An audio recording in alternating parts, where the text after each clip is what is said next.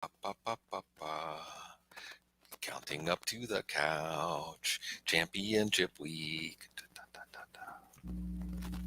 Is the championship week when you finally bench Stefon Diggs. That and more this week on the couch. All right, we need somebody to blame, not just me, Bob Harris. So we're making calls. We're taking stands. It's championship week. You always say divorce the name from the numbers. If you look at Stefon Diggs' numbers over the last 7 weeks, there's no way he should be in your lineup. Last 9 weeks, There's no way. What's the answer? hasn't had a 100-yard game in 9 games. I mean, it was like the first 5 of the first 6 he had 100 yards, and it's not been good since. Joe Brady has like changed maybe the look of this offense a little bit. So when I say divorce the name from the numbers, you can do that, but that also means you're divorcing the history of numbers that go with the name as well. And that's where there's a fine line, right? There's this is not an exact science, but it is something. Like if you have someone who's made a terrific run and you feel like they're in a good spot, like, I'd like to use Amari Cooper. I don't know that he's in a good spot this week. The Thursday game notwithstanding, which, right. I try to avoid like the plague if at all possible. And you can't always, but will he get sauce? I don't know. Evidence to the contrary is there is no saucing Amari Cooper. Watching him play with Joe Flacco willing to put it on a stain on his shoulder pad, I believe.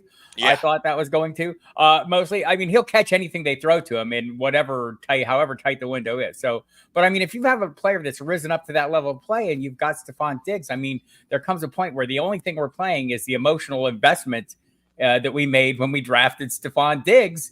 And part of that is, the history of Stefon Diggs, most notably working with Josh Allen, which mostly has been fantastic. It just hasn't for 9 games. So, it's the same thing with, with Patrick Mahomes. I mean, any of these premium players who have been coming up short, it's the FOMO that crushes us, right? The fear of missing out, the notion that we're not going to play this superstar player who we know is going to rebound. We know it. Right when we sit him. And so when he does rebound, we've talked ourselves into the self-punishment that's going to go with it. Look, you got to make the smart decisions. And right now, Stefon Diggs is not a super smart decision, right? Just based on recent production and the trend, the way this offense is working. I don't know that New England is going to scare me off him. I don't, it's not like so daunting a matchup that I would say I can't play him again. It's not like he's going up against Sauce Gardner here, or another one of the shutdown corners. So like, I mean, here's what you do. You open up the range of the window to the players that you're willing to accept. If I'm deciding between Puka Nacua or maybe a better one of the San Francisco wide receivers going up against Washington, in a super plus matchup. And I've come to that level of, I mean, those are going to be easier decisions for me based on the last 9 weeks. I mean, it's more than a trend. It's a thing. Okay. Let's take some stands. All right. Do it. We'd already, before we came in, we mentioned the name George Pickens. If the choice is George Pickens or Stefon Diggs, assuming Mason Rudolph starting. Pickens over Diggs? Yeah, I think so. I think so. Look, I'm going to tell my... That's the average. Yeah. I mean, I could tell. So here's the thing. In 3 weeks, nobody's going to remember whether you lost the championship. They're only going to remember if you win.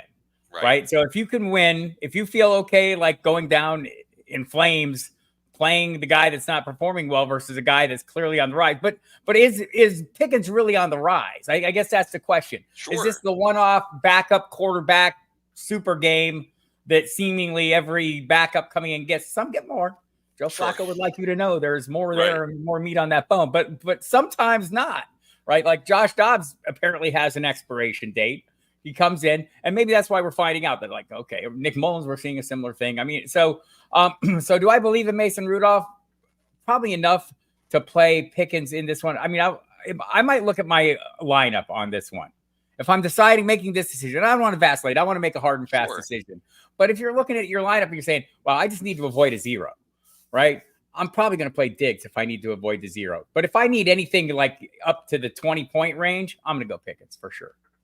Yeah, I think that I'm going to go Pickens over Diggs. And I think that overall, I'm going to tell folks, if you are setting your lineup and you've checked the checks you want in, and then you have another flex or wide receiver spot, and you're not automatically putting Diggs in. Like if you look at the Right. other names, you're not like Diggs stands out. It's Diggs. I don't love it. If you have another name, and we're going to talk about a few of those other names, I'm going to say break ties against Diggs. And like you said, the Patriots don't scare us, and that's almost bad in a way, because the Patriots are not going to force the Bills out of the shell on offense that they have been in, which is not a bad thing. Going into the playoffs, if their running game has been well oiled and their offensive linemen have gotten some bones thrown their way, getting to tee off and run block more than pass block and run around and try to help Josh Allen, that's going to help the team's overall fortunes, even if it doesn't help Stefon Diggs. I mean, I'm not going to go as far to say Gabe Davis is a better play than Stefon Diggs. He's not. But Bob, if someone came to me and said, I'm going to start Gabe Davis over Stefon Diggs, am I crazy? I don't think that's crazy at this point. I think it's unwise, but it's not crazy. I mean, but it's the up. So with Gabe Davis, you have the up and down. With Diggs, you have not a lot of ups, right? I mean, that's the thing. So it's a little more of a swing for the fence play. And last week, he hit this big swing. Can he do it 2 weeks in a row? That he's done that so sometimes this year. Like this year, there was a stretch of the season where I thought, man, Davis has turned the corner, and then he turned it again and went the other way. And he went back to being the zero Gabe, right? So, but he's a huge hit or miss play. But I think when you hit the title game, I mean, I think these decisions for me are a little easier. There is no next week, right? So I'm probably a little more open to it this week. Definitely not crazy, and definitely going to see how my roster looks compared to my opponent. But just that I don't know, Bob. I'll pull a number like there's like a 30% chance Davis will be a better play than Diggs, and if Davis way better. He'll be like double Diggs points. Right, way better. 30% is kind of multiplied. So you start to do the math, and the scales are kind of even. Okay, Nico Collins, assuming CJ Stroud's going to start. Nico Collins or Stefon Diggs. Nico Collins. Yeah, right. No hesitation. Assuming Stroud is out there. Right, it's Tennessee. Assuming Stroud's out there, and like almost even if they cobbled it together with Case Keenum. Davis Mills, right. And I think it would probably be Mills. I might go that way either way. Calvin Ridley or Stefon Diggs, doesn't matter who the quarterback is. Maybe not. Yeah. Right. So I think where we're at with Ridley is everything has to go his way, right? If he's getting the fortuitous targets, he might or might not catch them in the end zone. I'd probably play the upside on that one. If I needed an upside play, I'd go Ridley. Zay Flowers or Stefon Diggs. Against Miami, might need to score a little bit. I'm kind of a Flowers guy. Me too. I'm probably leaning that way a little bit. I think that Flowers and just a little bit of Flowers talk specifically. I think he is somebody you should definitely try to get in your lineup, because I'm expecting he and Isaiah Likely. I think Isaiah Likely is going to win some titles for folks. I think that's it. Lost Komet and Hawkinson. I think, and Lamar Jackson's always been better attacking the middle of the field anyway. As a passer, you avoid Howard, you avoid Ramsey, you do a lot of high percentage run after catch targets. I feel like it's a Zay Flowers week, ensuring then that he will have one catch for 5 yards. Well, I mean, look, I want to play the anticipated volume. I mean, I don't know if he's going to get the same volume we saw at San Francisco. That seemed like a little bit of an outlier there, but still, expecting a half dozen plus targets seems pretty reasonable. Yeah, and the chance maybe for a big play downfield, I think it's there. How do we feel? And then this is one where I know that we do have to pay attention to the practice reports, because you mentioned shutdown corners. Atlanta has a shutdown corner. They do. How do we feel about DJ Moore this week? Like I saw the decoy version of DJ Moore last week, and I did not like it in my tournament lineups. So it would be definitely, and I might dial back a little bit this week, just regardless of how the practice reports go. Right. I'm going to guess we're going to be limited all week and probably end up questionable at best, right? And end up questionable. So this would probably be a Diggs week for me on that one. Just to playing it safer. I don't want to have to take a 0 or, the version we saw of him against Arizona. Yeah, I really do think, Bob, and hey, in this week, more than any week, I care, not that I need to testify to this, but I pause. I think a little bit longer about the start sit questions I get this week, right? I do. And I have a feeling it's going to be really hard for me to recommend playing DJ Moore this week, which it Right. hurts. So, for the people out there listening to the program, Mhm. so when I'm going to speak for Sig a little bit, but I'm going to speak definitely for myself. When I watch games on Sunday, there are players every week that like I consider nails, and I am the hammer.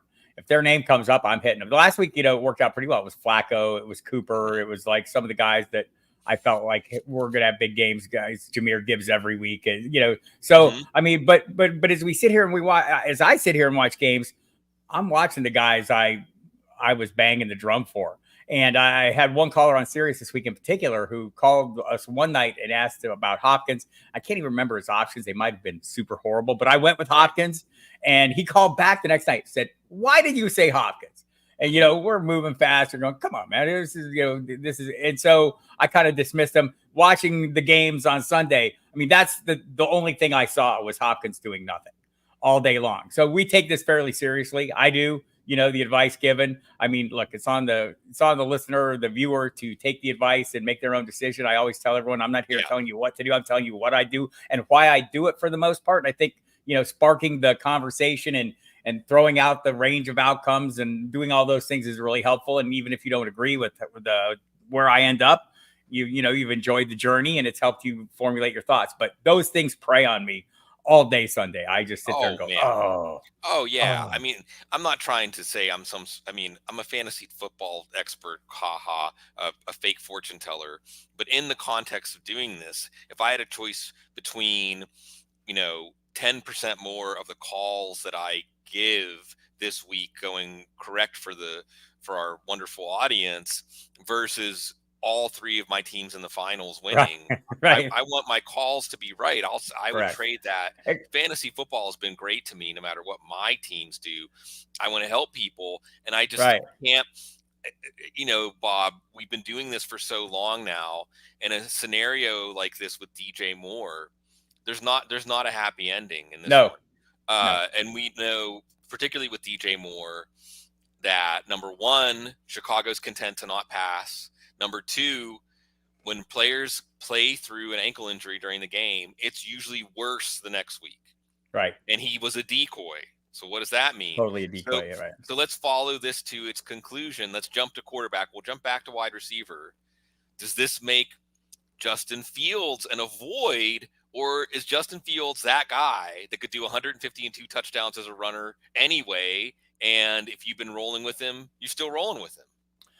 I'd be looking at my options very carefully this week, and he does have the rushing upside, so I Flacco, think, how about the Flacco Jets data point in a uh, typical scoring system? like I'm so in on Flacco, I almost feel like I Okay, I, I push every answer to the Flacco end. Look, he's got 1,000 yards over 4 games. I mean, if we're sitting Diggs right, because he can't hit 100 yards, why are we not playing Flacco because he hits 300 yards every damn time he steps on the field? Just about. He has great sure. weapons. I get it. It's a super tough matchup. So, but I honestly I'd trust Flacco more than I trust Fields right now. Okay, so what about a similar play? What if your choices are Justin Fields or Kyler Murray against Philly? It'd be Justin Fields in this case. Kyler Murray doesn't have enough help. Well, I'm saying that's about a guy named Justin Fields who has Right, Darnell Mooney and a beat up Cole Kmet or not. I'm going to maybe let this one play out and see what the receiving cores look like. sure. It's obviously a super favorable matchup for the receiving assets in Arizona, except the receiving assets in Arizona do nothing for Kyler Murray unless their name Right, is Trey McBride. It's right. minimal. I mean, Greg Dortch is turning back into a thing as the human Dortch down the stretch is lit. But beyond that, I mean, if there is no Marquise Brown, I liked Michael Wilson a lot earlier this year. He's like evaporated coming back from the injury. We haven't seen him do anything. And as favorable as this matchup is, I'd probably fade it if I don't get a Hollywood Brown and even at that, I might be like, I wouldn't feel great about it. Well, that's the thing, right? And I'm going to go ahead and unpack what you said and say that it makes sense to say no to Kyler Murray over Justin Fields because of supporting cast, because Kyler Murray has not had a big rushing game yet this year. No. Because Kyler Murray is not the same kind of explosive runner that he was before his injury. He probably will be again next year. Whereas Justin Fields, we saw some designed runs last week that he was ripping off 30 and 40-yard runs on. And we know that defenses have a lot of trouble with Justin Fields. They're not having any trouble with Kyler Murray lately. No. And there is a scenario where Kyler Murray gets in a shootout with Jalen Hurts, but that would require Arizona's offense to play better. I mean, I want to say that it has since Kyler Murray has returned. That's true. It's like, can Trey McBride and James Conner carry this passing attack? Well, Conner, we haven't seen a lot of evidence of that. I mean, like, he's super capable. I've been really impressed with what Conner's done as a runner, week in, week out. I mean, I think it's not sexy and people don't have a good impression of it, but he hasn't done much as a receiver. It's been the Trey McBride show. And I don't know that he can single-handedly pull this off. A good matchup though it is, I'd probably be dialed back. For and I think you put it right, is we've seen the rushing upside for Justin Fields. I'd probably just be playing that. Yeah, that's the thing with Kyler Murray. I mean, and it's interesting too, just as an aside, the news this morning that Cecil basically came out and said this was going to happen 2 days ago. Right. That, Russell Wilson's not going to play for the last 2 weeks. And you wonder, Blake Murphy, who covers Arizona, put this out there as a good thought. Why isn't Arizona doing this with Kyler Murray?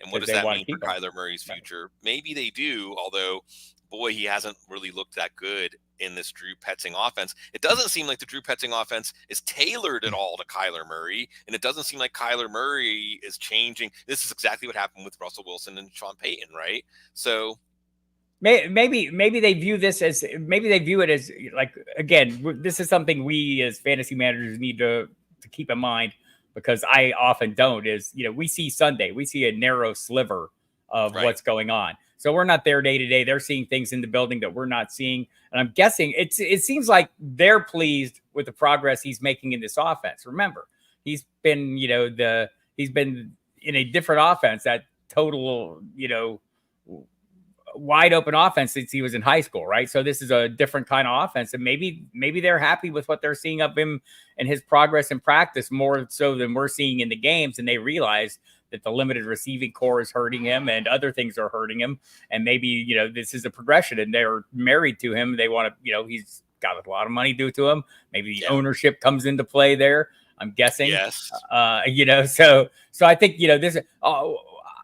I have a tendency, and I think we all do as fantasy managers, to boil everything down to a single variable. Everything is multivariable, right? So, you try to keep that in mind. And so I think there's a lot going on here that we're not seeing. And the fact that he's staying on the field, though, I think is like a pretty good litmus test for how they view him going forward. Yeah, or you would hope so. If their actions are consistent with their intentions, right, it should mean that. Which isn't always the case, right? No. Let's talk about a few other quarterbacks, and then we'll jump back to the wide receiver discussion. And we're using Justin Fields as the meridian here, but we really just want to talk about these guys. Assuming he's healthy, CJ Stroud is an easy call over Justin Fields. I think so. I think for me. So. It's Tennessee. I mean, right. I'm not too worried about that. I know that there's some variables to fill in here about his targets. How are we feeling about Jordan Love at Minnesota? I want to say, like, I may be overplay. I maybe run the single variable thing, is like Brian Flores is like causes havoc with his pass rush, and so that always concerns me with the younger quarterbacks. I feel like with Love, though, I've kind of moved past the fear stage. I could probably play him. I'd probably play him in this game. He feels safe. Right. As strange as that. And the more, I mean, if we can get one of Reed and Watson and Wicks back, that's great. If we get two, now I'd like two. Safe would turn into upside. My only fear about Love, and I think he has less bust risk than a Fields. My only fear is with Aaron Jones feeling it now, and knowing Matt LaFleur, that is unless whoever plays quarterback for Minnesota is effective, Matt LaFleur would probably be satisfied running the ball 35 times in this game and throwing the ball 20 or 25 times. If that, and this is a quasi playoff game. Yeah. So, you're playing your best hand here. And I feel like in his nature, Matt LaFleur wants to be conservative if the game allows him to be. It's in Minnesota, so we don't have the outdoor, the frigid air factor there, Right. which probably works a little bit in his favor. I'm kind of with you though. As I think about it, and it's possible we get Luke Musgrave back. Possible. He practiced, or he was at least, they designated him to return last week. I don't know how much work he actually did. So, but I'm guessing he's probably close. But yeah, I've got some serious questions about Wicks and Reed at this point. I think that's what it's going to depend on. I mean, Watson, I'm well ready to write Watson off. I love Wicks, man. I loved him going into last week's game. Wish he could have played the whole thing. Yeah. Oh yeah. How do we feel about a quarterback? Just quickly though, going back, yeah. I mean, I can remember everyone, being fearful of the Carolina matchup. They're going to run on them all day. On paper, that was one of those classic paper matchups. Right. And so, I'm not going to be overly fearful of the matchup. Yeah. I'm telling everybody, like I am in the chat right now, to play Tucker Kraft this week. I love Tucker Kraft. He's instantly become one of my favorite players. I played him a lot last week. If Luke Musgrave is back, maybe that takes a little edge off the upside. But on the flip side, this is, if you don't like Jordan Love, if 3 of his wide receivers are out, you might love Tucker Kraft. And we're going to talk about tight ends because a lot of people made it to the finals with TJ Hawkinson or Cole Kmet and probably aren't going to have them and might have to start a waiver wire tight end. So we got to come through for them. A few other quarterbacks I want to touch on. And again, using Fields as that reference, but is it crazy? Is it crazy to stream? I mean, first of all, I don't think it's crazy to stream in your final because I think that at most, there are 8. Well, if you have this guy, you're starting him quarterbacks, but I'm probably being a little generous there. We're going to step through them. Most important decision you're going to make this week is your quarterback decision, probably, unless you just don't have one because it's that clear. Mr. 8 touchdowns in the last 3 weeks, facing a good matchup. Are we really going to play Derek Carr in our fantasy Super Bowl? Yes. Yeah. I mean, I can't talk myself out of it. I'm here for the touchdowns, not for Saints wins. I don't, all right. It's Tampa Bay. Last I looked, I haven't looked at the new numbers yet, but it's 31st going into last week's game. I don't know if they did themselves any favors in that one either. So, yeah, I would have a hard time. Like, this is where you get into the Patrick Mahomes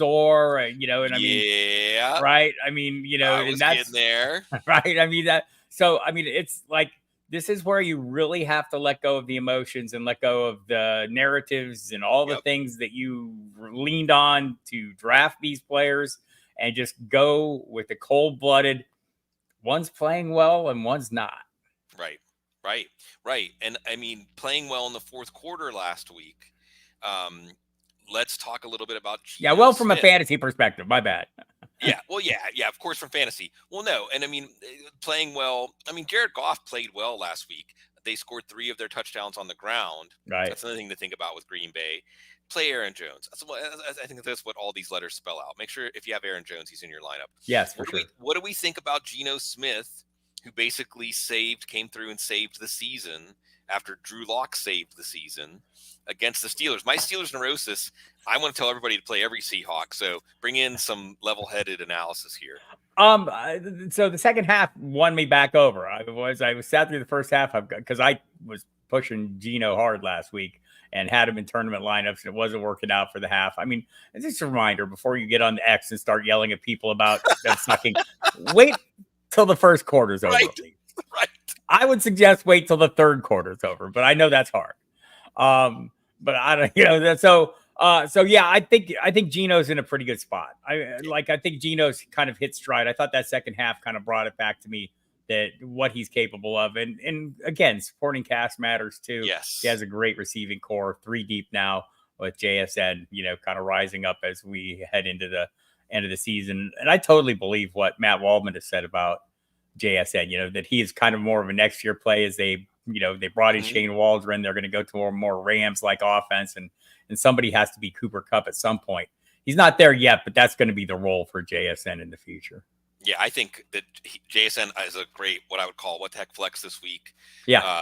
And I think Metcalf and Lockett are obviously in. And I think that I would play both Carr, depending on your scoring system, but probably I'm playing Carr and Smith over Justin Fields. And I think you bring up a good point. And if you're doing the think long, think wrong thing during the fantasy Super Bowl lineup deliberation time this week, take a step back and remember that even though we represent these players, we're really talking about a convergence of forces, matchup, supporting cast, momentum. Yes. I say it at the same time. I think it's a way, it's easy to overlook. It's one of the reasons I'm all in on Flacco, or at least in on him even against the Jets. But also the key to fantasy success. I'm still I'm still too deep in the weeds to have sussed it all out and figured out how I really think about this in my mind, right. Big picture. Right. But volume is, I mean, it's the starting point. If you don't have volume, you're not going to get anything, right? And it doesn't always lead to something, but in Flacco's case, the volume has mattered. The Browns having gone from a run-first offense to a pass-first offense, it's been a super limiting factor for guys like Jerome Ford, although he got the touchdown. So yeah, but still, I mean, they're throwing the ball 40 times a game. I mean, there's something to be said for that. Just opportunities matter. So I'm all about that. And we can look at the momentum. I think Pat Mahomes, if you went into last week's game against the Raiders and you wanted to go back in the history against the Raiders, and you could talk yourself into playing Patrick Mahomes, guilty in at least one league. I talked myself into that. You could make that. You could have that same conversation against the Bengals this week. It's a favorable matchup. I can tell myself a very happy story about Patrick Mahomes. I think I'll end up being sad when it's all said and done, though. Yeah, I think now personally, I have a Patrick Mahomes or Geno Smith decision, and the analyst in me, the intellect, wants to say there are a lot of reasons to play Geno Smith. But when it comes time to click that checkbox, I can't do it.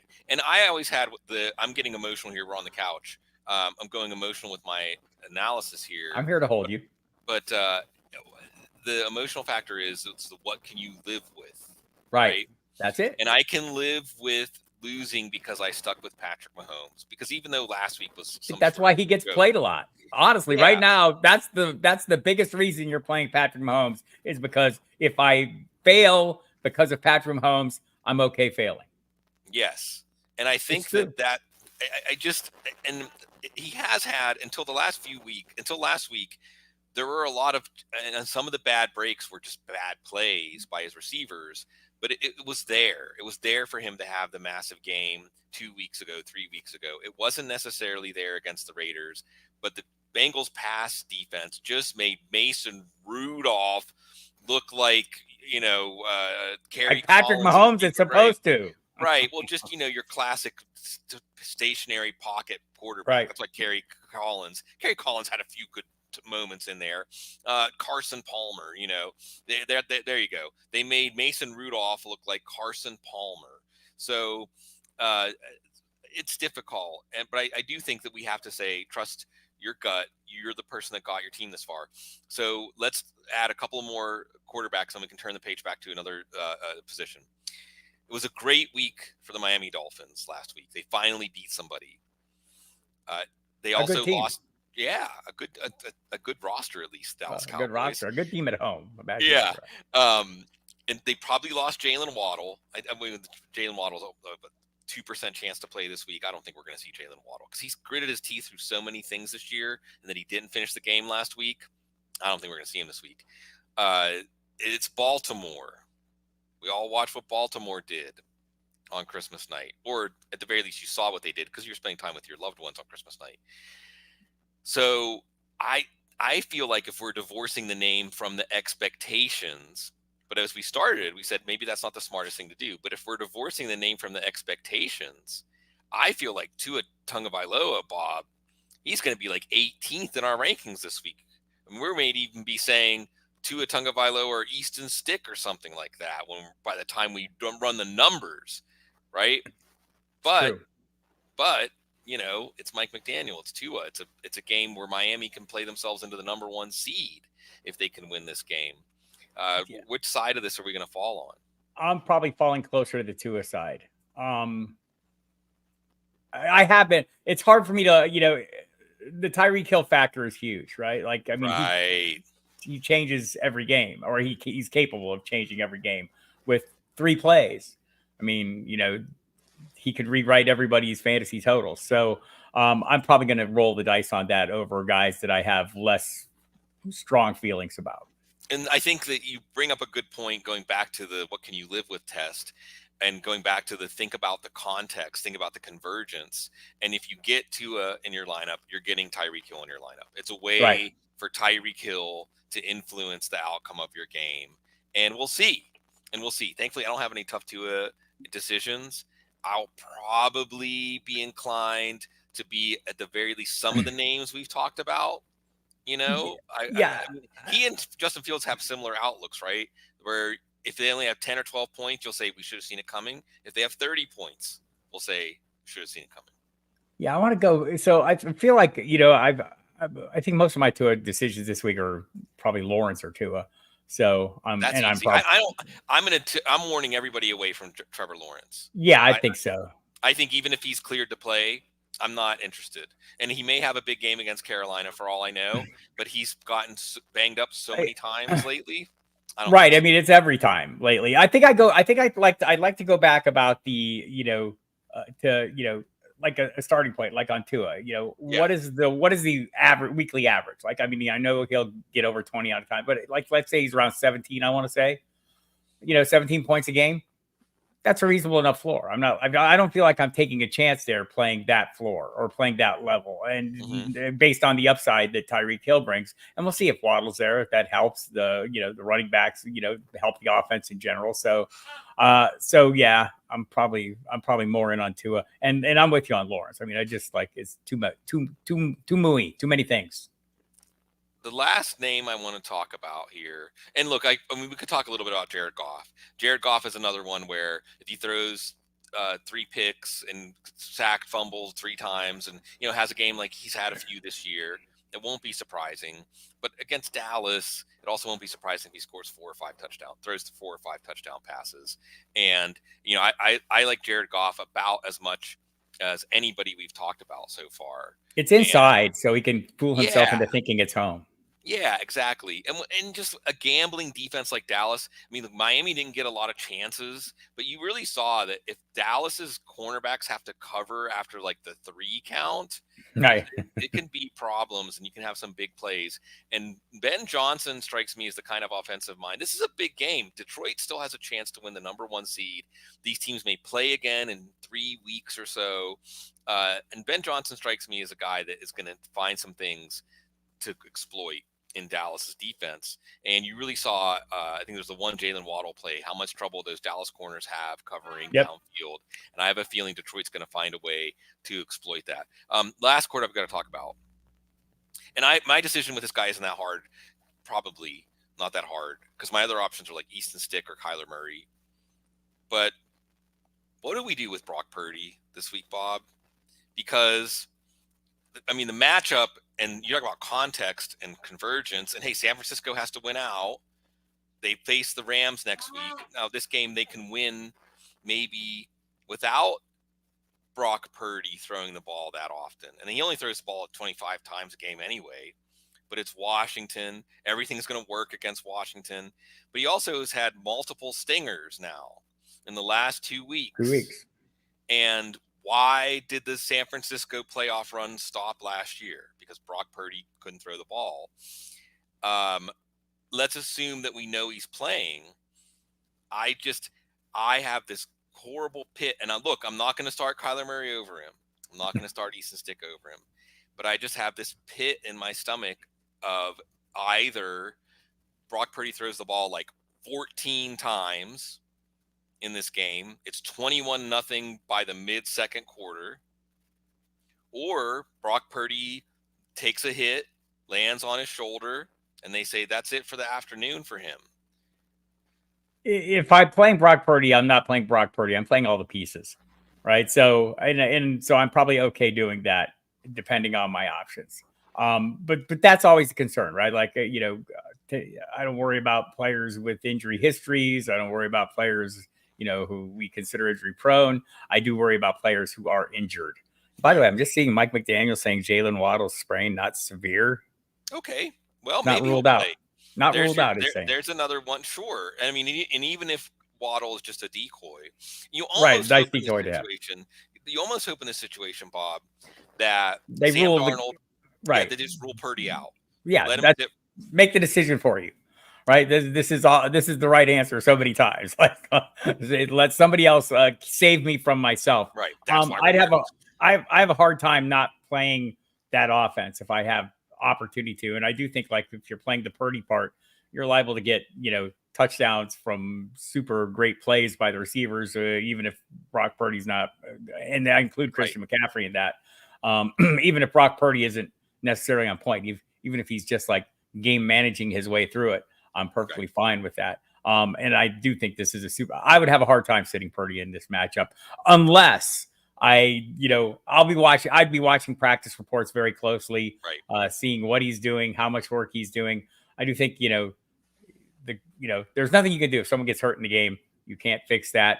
So you have to have a lot of confidence going in. It reminds me of something Mike McDaniel says a lot. I've heard him multiple times this year. If he can instill in me the confidence that he can make it through a full game, I think he said that about both Achane and Hill at various points, that he can make it through a full game. I hope Kyle Shanahan was paying attention to that, or maybe that's where he learned it from. Yeah, and you're right. I mean, for those of you that have to make Brock Purdy decisions, and look, I'll lay out a scenario. Okay, if Brock Purdy doesn't practice this week and he's questionable, I merely might go with Kyler Murray or Easton Stick. If he's questionable, I mean, I think I'd probably be looking to avoid him. I mean, the matchup is great as it is. I don't want to get stuck taking a 0 or a half game. Right. Well, and we would know. I mean, the good news is he's playing. It's an early kickoff, an early game. He's one of the 10 early games, so you won't have to wait. On the flip side, if Brock Purdy, so this week I would say there are 4 quarterbacks that I'm probably recommending every time they're in the question. It's obviously Allen, Lamar Jackson, Jalen Hurts, and I think Dak Prescott against Detroit. I mean, I think that we've seen Detroit's defense lately, and it's the nature of the games Detroit gets into. I think Dak is a guy you're playing over everybody else. But I think those are the guys. But if Purdy is removed from the injury report, Purdy he's 5. He's 5. He's 5 for sure. I mean, that's honestly, I'm looking at my provisional rankings, just the starting point, and that's where I have him.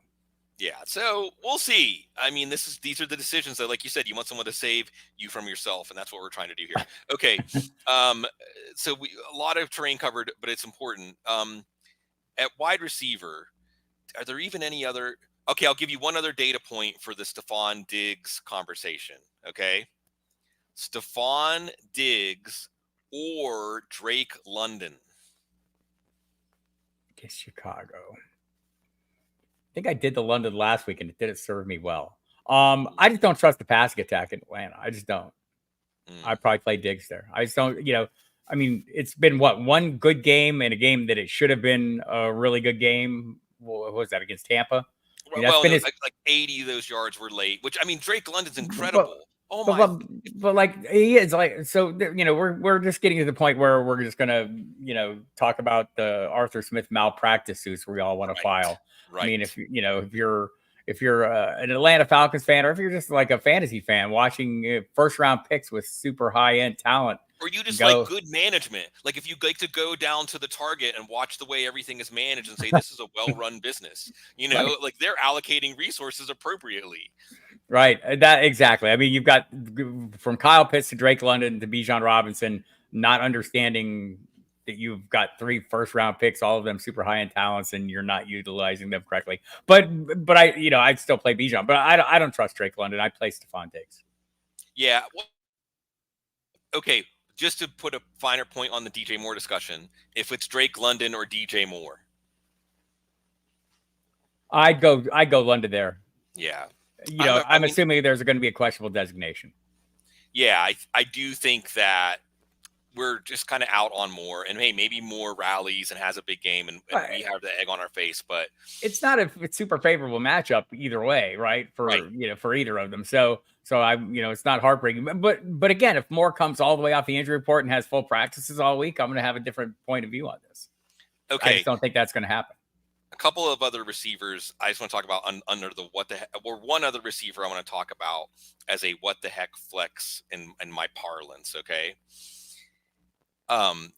Should you have to talk yourself in your deeper leagues, and these are the leagues we love to play in, Bob, 16 teams, 3 wide receivers and a flex and so on. Should you have to talk yourself into playing Demarcus Robinson this week? No, you should not have to. In those leagues, absolutely not. I don't know why. I mean, number one, it's the Giants. Number two, it's the targets have been robust. 3, Matthew Stafford is on a roll like nobody's business. He's like 5A. He's like Right. at the top of that group. He's not an automatic start, Right. but he's the best of the guys that you pause for a second before you. Right. I mean, got a great rushing attack with Kyron Williams taking the pressure off. I mean, I just like keeping the opposing defenses honest. Yeah, I mean, clearly Robinson has moved into that wide receiver 3 role, and if not in name, in target share. Yeah, and snaps. I mean, and Matthew Stafford trusts him. Yes. I mean, look where he throws him the ball and how he throws him the ball. And he keeps converting. Yeah. Yes. I think Demarcus Robinson is a really interesting player. Let's touch really quickly on some running backs. Are you having to talk people out of playing Tony Pollard this week or into playing Tony Pollard? I'm remaining neutral on it, but more want to be talked out of it than want to be talked into it. So let me do a couple of data points. Right. Devin Singletary or Tony Pollard, assuming Stroud's playing. I'd probably play Singletary. Right? I mean, now, what about, let's see, Joe Mixon. And just going back to Singletary, Tennessee is not the impenetrable wall it once was. No, the injuries have been an issue. Jeffrey Simmons is gone, right? So Jeffrey Simmons has changed the way that defense operates. So go ahead. I'm sorry. No, it's fine. I mean, it's easy to forget that Singletary in overtime. I just want to keep calling attention to this, Bob, because we've seen Devin Singletary only when a team has no other choice. I'm looking at you, the Bills. Only when a team has no other choice do they play him. And when he gets a chance, he deserves more playing time. And then it's like the circle. And we go back to the Devin Singletary is stuck on the bench. He's relegated Dameon Pierce to kick return duty, people. Yes. And for those of us that had the Texans defense in last week, we thank you, Dameon Pierce, for your service. Good job. But Devin Singletary against the Titans in overtime housed it, walked off touchdown. They called it back by penalty. I think he had touched the ball at that point, Bob, like 29 times. Yep. And if there's a reason usually that old school coaches would leave a player like Devin Singletary on the bench, they'd say, well, he's just not going to hold up under all the wear and tear, and we have to just use him sparingly. But in that game, he was as much of a true workhorse, put the team on his back guy as Derrick Henry is in his best games. So Devin Singletary is a guy I have a lot of confidence in as long as they don't have to play Mills and Keenum. Right. I think Devin Singletary is almost a fantasy running back one because the Texans have finally come to their senses. As long as the offense is on schedule, and with CJ Stroud back, more likely to be on schedule, gives him plenty of opportunities. So that one's pretty easy. Now, one of the other names I mentioned was Joe Mixon or Tony Pollard. With Jake Browning, like you talked about, those backup quarterbacks, the cracks start to show after a few weeks. This is a little close for me. I'm not huge on Mixon. I think Chase Brown's cutting into capping.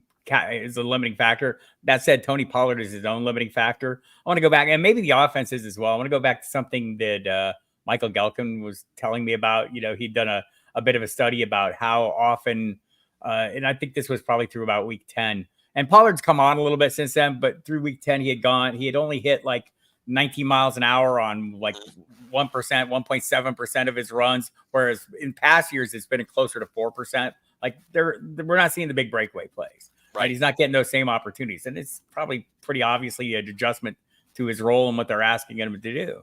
And so I think it's a great offense. I don't think it's a great offense for Tony Pollard.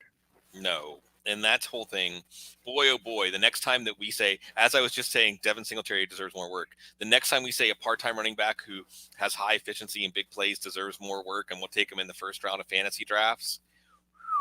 I mean, this is Tony Pollard's 2023 for fantasy football is one that we're going to compare other seasons to as a cautionary tale. Right. Well into the future.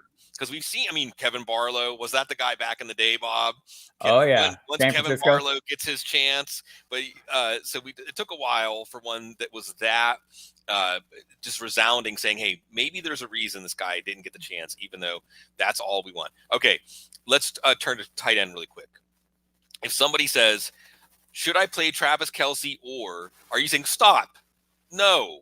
Or are you saying or who? Well, I probably want to hear it out. Probably want to hear it out right now. And yeah, I want to hear it out. I want to hear who the who is. Okay, well, let's talk about some who's then. Travis Kelce or Trey McBride? I might play Trey McBride. Yeah, I mean, I actually think that one is a little bit easier. I think it is. That's matchup volume. I think, and again, if you're doing and we're divorcing our name from the recent numbers, we're not necessarily divorcing our name from the history of Travis Kelce, but we are looking at not strictly Travis Kelce stats, but just he doesn't look like an eyeball impactful test. player. Right. Yeah, it's some of this, like I talked a little bit about Amari Cooper going against Sauce Gardner. I mean, watching Amari Cooper play, he is super good. Right. Yeah. Like, so, and we talk about the matchup, the opposing Sauce Gardner's killing everybody. Okay. But did you see what Amari Cooper, how he's playing? I mean, he's maybe it's Sauce Gardner that should be worried about Amari Cooper. Right. So, and I mean, however, and however it plays out. But I think in Kelce's case, I don't feel like, I don't feel like he's that guy that's like playing that lights out football that we've seen in the past. It's not the same Travis Kelce we've come to know and love. It's not the same Patrick Mahomes either. No, it's not. They're getting frustrated. It's really interesting to see Patrick Mahomes get to truly showing his frustration. This one's also, I think, on the easier side. David Njoku or Travis Kelce? Against the Jets, I'm saying Njoku. Yeah, I think so. And it's just, again, 4 touchdowns in the last 3 weeks. Right. Okay, this is Jets probably lay down for tight ends. This is a closer one as a meridian. Sam Laporta or Travis Kelce? It's been some not great games, right? So I mean, I 3 touchdowns, 3 catches.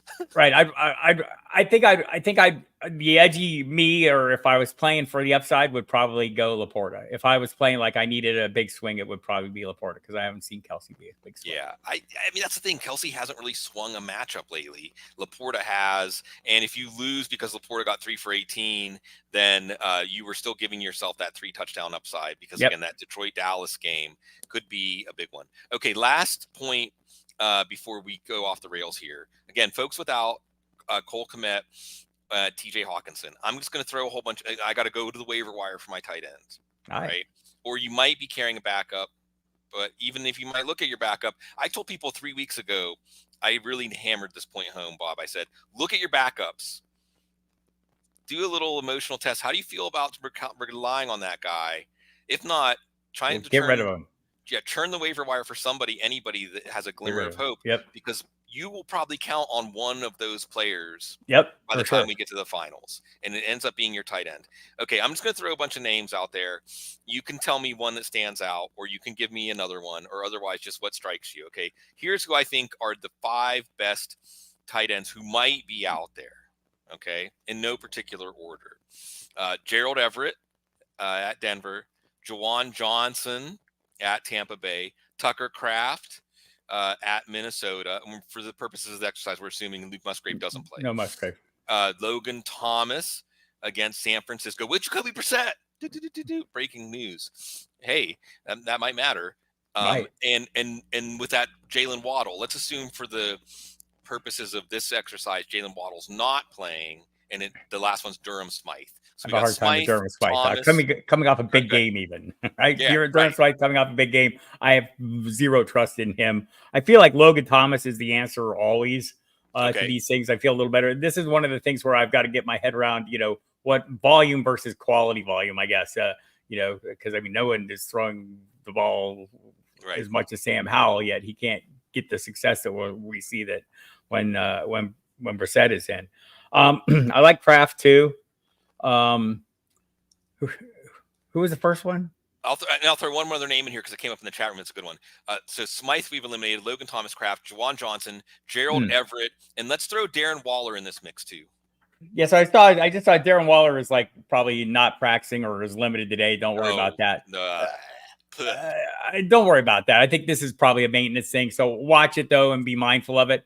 I'd probably play Waller for the upside. Okay. Just like, and I know like Daniel Bellinger was busier last game, right? But I think with Tyrod Taylor in there, Yes. He's going to be leaning on him. Like I still talk to people, still talk to beat writers who Mhm. I talked to this summer, and I'm trying to say, so where are we at now on this? And it's unfathomable to them that the guy they saw in training camp is not dominating. You saw it on plays even in this game where, I mean, just very close to connecting. I would probably play that upside, but again, maybe he's the nail and I'm the hammer in this case. I do like something like Everett seems like perfectly serviceable. The matchup suits him, so I wouldn't be against that. I mean, I think all these guys are like serviceable guys. The one that stands out maybe a little bit is Waller. I think Waller. I mean, I'm going for upside here. Waller, and then right. And I like Kraft too. I like Kraft every week. Juwan Johnson's interesting. I've done Juwan Johnson every year, like for 3 years, and I'm still waiting him to turn into the guy I drafted. It's like a chronic fantasy habit is, there's players that you get in on and you're in on them too early, but you don't care. I didn't think it was like 5 years too early though, because I'm still waiting for him to turn into the guy I thought he would. Yeah, but still, and the one possibility. He has moments. He's had his moments. We had some buzz coming into the season. He got banged up. The only reason I'm even considering him this week, again, is that shootout potential for New Orleans, Tampa Bay. But hopefully all this helped, and we're going to help ourselves. We're having enjoyment. It's almost New Year's. Cecil and I were talking about maybe we have to do a show New Year's Eve because of the recap Sunday night, like maybe I would be like baby New Year and he'd be Father Time or something like that. You could do a baby New Year, Bob. I could do a Father Time. Yeah. Both. Like maybe you could do the mashup costume. Typecasting. But what about New Year's? Is it a holiday that mattered to you ever in the past? Is it one that you mark, commemorate? What's New Year's in your life? Do I have radio shows this week? I think I'll probably be on the radio both New Year's Eve and day. So I think New Year's is like a point where it's almost over, right? I mean, we've been doing this a long time with our career, our profession. Right. Yes. Right. You've had that tiger by the tail for 17, 18 weeks, and he has drug you through the weeds, and you're about ready to let go, and come up and say, oh, wow, there's a world out here. Guess what? So I think I look at it kind of like, hitting a point where things start slowing down, and and that'll be, the case again this year. Big announcement coming, people. Stand by for that. Oh, yeah, absolutely, folks. January. 2024 brings some news, bittersweet news, but good news. So stay tuned for that, folks. Any particularly memorable New Year's Eves, midnights you can remember? I think the most memorable ones I have no memory of. I think that would be the case. That would be back in the first stanza of my life, where I had not yet learned how to control all my see. There's this. God, we have another Bob Harris and Cohen, the most memorable New Year's Eves. I don't remember. And others around me remembered. Right. No, that's like a perfect Yogi Berra kind of ism there. Because if you understand, you understand. And yeah, I mean, one of the things I really like about New Year's, and this is especially, I think, good for someone like you, Bob, who's aged like fine wine and has only gotten better, and the trajectory and the arc and the trend in your life is positive as you've gotten older. But I think it is a good holiday that to me stands for pausing and contemplating the passage of time in your life. Not taking any day for granted. We're really good at that down in New Orleans, and just taking a moment to revel in you're alive and it is now and you are here and this is happening, because we don't take enough time to do that. I think when you hit your 60s, events like there will be things that happen, almost on a weekly basis that have you more mindful of that. Yes. Right. Like the older you get, the more things and circumstances that surround you change and in ways that are really impactful that you say, oh, wow, I'm finite. I need to, continue doing some good things. And, I do think it's not just New Year's that does that for me anymore. Like, I mean, I think in the past I have been kind of like, all right, new chapter, another fresh start. And part of that is because the regular football season ends right around then. Right. And you get a chance to, slow down and think. I mean, the hardest thing about football season for me is like it's a race every minute of every day. Mm-hmm. Right. And so it's not until it's over that I get to slow down and think about me. And it's like why I love coming on like the couch or my radio show. Mm-hmm. Information's coming in at such a rate and I'm processing it out that it isn't until I sit down and talk about it with Sig or with Mike Dempsey on the Sirius XM show or whoever, when I sit down and pause and stuff, that I actually process that information and make heads or tails of it. I think it's the same for the season. The bigger picture version of this is, the thing I love to do at the end of the season, I've already started doing it, is write down the who failed everybody, who sort of exceeded expectations, and how am I going to leverage that to maximize values on draft day in 2024 of August of 2024. That's the starting point every year. And it's fun to kind of like look back at the season and look at your rankings and see where you had people when you started out and where they ended up and how you rank them weekly, all that kind of go back and hold yourself a little accountable for your shortfalls and take small little victory laps for your wins. I'm looking at you, Jahmyr Gibbs. I love you, man. Oh yeah. Oh, what a breathtaking player. First round pick next year. Easy. And I think that you've set out a beautiful New Year's ritual as we're sweating out our teams, we're restocking our dynasty benches. Yes. Is to look back. And when you look back and you take inventory, you take stock of how things went versus what you expected, don't just look at the beginning and end point, but consider the journey, because many players during the season made the pro side and the con side look smart. Even the specific reasons cited within the season, both sides were vindicated. And then also consider how things ended up in terms of the preseason discussion, because you mentioned Jerome Ford, or the in-season discussion. I thought, I was reflecting on it this morning, that when Jerome Ford took over and then Kareem Hunt was signed a few days later, and there was one faction saying it's no big deal, and if they weren't retaining Kareem Hunt, he's not going to be a factor, he's just there for insurance, and there's another faction saying this is bad. They were right. It was bad. I mean, Jerome Ford's ended up being a player. You can't really ask Jerome Ford to play much better than he has. But you couldn't count on him either.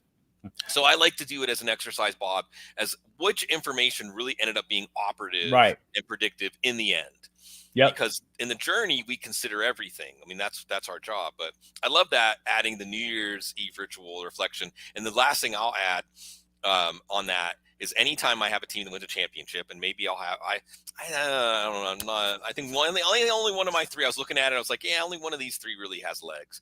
But if they do actually win the championship, I look at each player in my championship lineup, and I just reverse engineer, how did I get that player? Did I draft them? Did I trade for them? Did I pick them up? Why? How was I even drawn to that? Why did I start them this week? I want to say that in all those, I mean, I think there's a common thread in most of those for me. I think 3 out of the 4 is Christian McCaffrey. And why people didn't take him with the first pick overall, is how I got him. Is number 1 next year? Gun to your head, Bob. Oh yeah, right now. You don't even have to put the gun to my head. I went back and I read what I wrote about him heading into this season, and I just tweaked the numbers, and it's the same story, right? It's the same exact thing. And so, I think I'll be fine with him. But that's the thing. And I think what is the other one? I like the Kings Classic. I love that. I'm in too many leagues, and so I don't pay attention to all of them to the degree I should. But the Kings Classic is one I do, and like I'm miserably, just like I think last place in the snake draft. But I'm like, looks like I have a chance. I'm in the championship to defend my auction title, which is those are leagues where you're playing with guys that you're competing with, and you're working rounds every day. So. I do love that one, but yeah, I do. I go back. I've been doing that, as I've been setting my lineups. Is how did I get here? Why is this guy become an integral piece of and why did I draft him? And when did I draft him? And has he overcome something, or all those things? I'm doing all of that. we always learn, and we always love the time we spend together. And on this end of the last couch of the new year, thank you everybody for supporting what Bob does, supporting what I do, what we all do, football guys in the fantasy football industry. It's a good excuse to spend good time together, and we'll see you on the flip side to spend more good time together. Why? Because you're so classy.